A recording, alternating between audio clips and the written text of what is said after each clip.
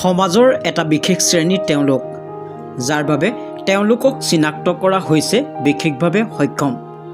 কোনোবাজনে চকুহাল হেৰুৱাই খুপি খুপি লাখুটিৰ ওপৰত ভৰখোজ দিছে, কাৰোবাৰ হয়তো দুয়োখন হাত বা ভৰিয়েই নাই। সমাজৰ এই বিশেষ শ্ৰেণীটোক বহুলোকে বহুধৰণে সহায়ৰ হাত আগবঢ়াই আহিছে। এনে এটি স্বেচ্ছামূলক অনুষ্ঠান হৈছে ৰাঙলুৰ গ্ৰাম পৰিষদ। বুধবাৰে ৰাঙলুৰ গ্ৰাম বিকাশ পৰিষদে শাৰীৰিকভাৱে বিশেষ সক্ষম প্ৰায় ১৫০ শতাধিক লোকক শাৰীৰিক পৰীক্ষা কৰে।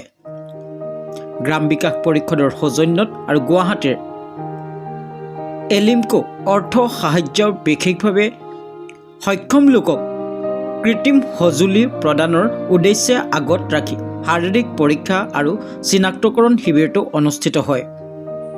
নগাঁৱৰ ৰাঙলুৰ গ্ৰাম বিকাশ পৰিষদত অনুষ্ঠিত এই শিবিৰটোত বিভিন্ন বিভাগৰ বিশেষজ্ঞসকলৰ লগতে এলিমকো বিষয়ববীয়াসকলো উপস্থিত থাকে। কচুৱাৰ পৰা মাইনুদ্দিন হকৰ report, Assam north east news live 24x7।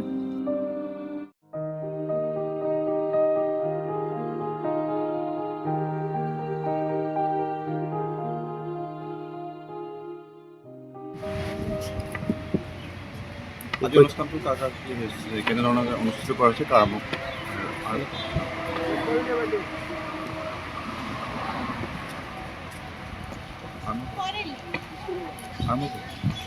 হয়, আজি এলিমকো গুৱাহাটীৰ উদ্যোগত আৰু গ্ৰাম বিকাশ পৰিষদ ৰাঙলুৰ সহযোগত বিশেষভাৱে সক্ষম ব্যক্তিসকলৰ চিনাক্তকৰণ শিবিৰ অনুষ্ঠিত কৰা হৈছে। এই চিনাক্তকৰণ শিবিৰৰ জৰিয়তে বিশেষভাৱে সক্ষম ব্যক্তিসকলে কি সঁজুলিৰ সহায়ত নিজকে নিজে অলপ সুস্থভাৱে চলন ফুৰণ কৰিব পাৰে সেই পৰীক্ষা নিৰীক্ষা হ'ব আৰু বৰ্তমান হৈ আছে।